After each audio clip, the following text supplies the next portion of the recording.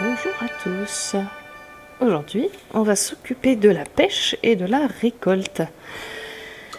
On va donc partir à la pêche. La pêche, il vous faut une canne à pêche, bien évidemment. Sachez que celle-ci est améliorée puisque j'ai monté de niveau pour la pêche avec le club de pêche.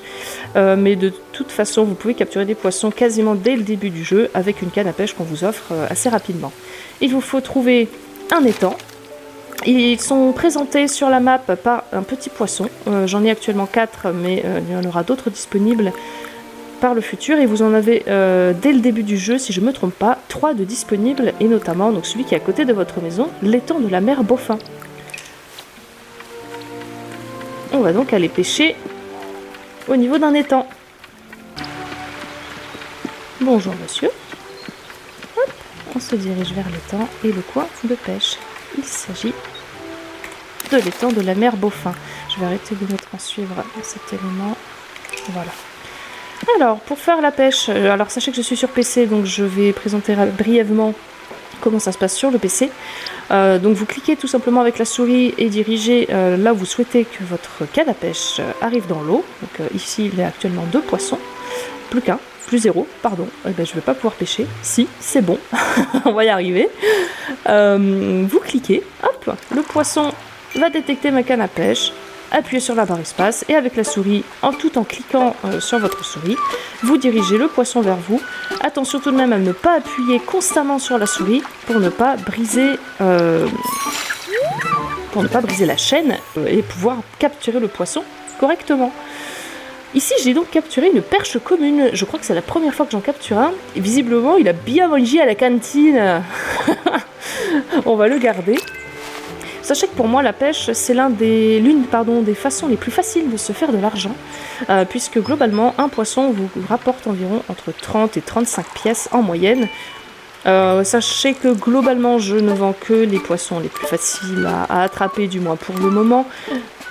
Je me limite à environ 5 poissons dans mon garde-manger par espèce. C'est-à-dire, par exemple, j'ai 5 loches, j'ai 5 grésilles, etc. Le reste, je les vends au marché chaque jour. Et du coup, vous pouvez vous faire environ entre 500 et 1000 pièces si vous faites de la pêche régulièrement tous les jours. On va parler maintenant de la cueillette. La cueillette, elle nous permet de cueillir des fruits, certains légumes et des fruits à coque notamment, également des champignons. Comme précisé tout à l'heure, il y a plusieurs endroits sur la map qui présentent par exemple ici de la pomme, champignons, etc., qui sont présentés par des petits symboles sur la map. Donc on en a tout autour de la carte et celles-ci sont différentes selon les saisons. Puisque vous l'avez sûrement remarqué dans ce jeu, il y a des saisons qui existent et qui, si je ne me trompe pas, changent toutes les 15 jours présents sur le jeu. 15 jours in-game, j'entends. Donc ici, nous sommes en automne et donc nous avons des légumes, etc. de saison. Et notamment des champignons, des cèpes, du raisin et divers autres matériaux présent uniquement en automne. Vous pouvez vous balader également sur la map parce que évidemment, par exemple si ici c'est marqué une pomme, les pommes seront potentiellement disponibles ailleurs et pas uniquement à cet endroit-là. Donc voilà, il faut un peu vous balader sur la map, vous pouvez trouver d'autres matériaux disponibles à d'autres endroits. Hop, on va trouver par exemple une châtaigne ici, voilà, qui n'est pas spécifiquement présentée sur la carte.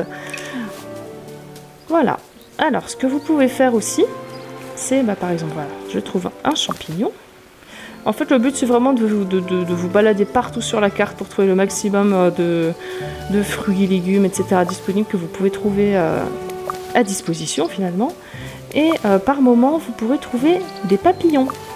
Il va falloir que j'en trouve pour vous montrer à quoi ils servent. Hop. 6.5 hours later.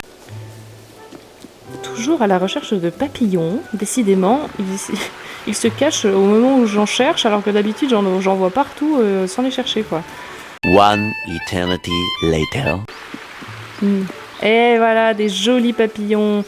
En fait, dès que vous vous approchez de papillons, ceux-ci se dirigent, voilà, en fait, juste au-dessus d'un matériau que vous pouvez récolter, hop, puis vers un autre que vous pouvez récolter. En fait, ils vont vous présenter tous les matériaux globalement que vous pouvez récolter autour de vous. il faut juste les suivre. Et c'est relativement pratique pour ne pas avoir à rechercher forcément partout des fruits et légumes. Hop. Et ils vont s'envoler une fois que vous avez terminé la récolte du légume en question.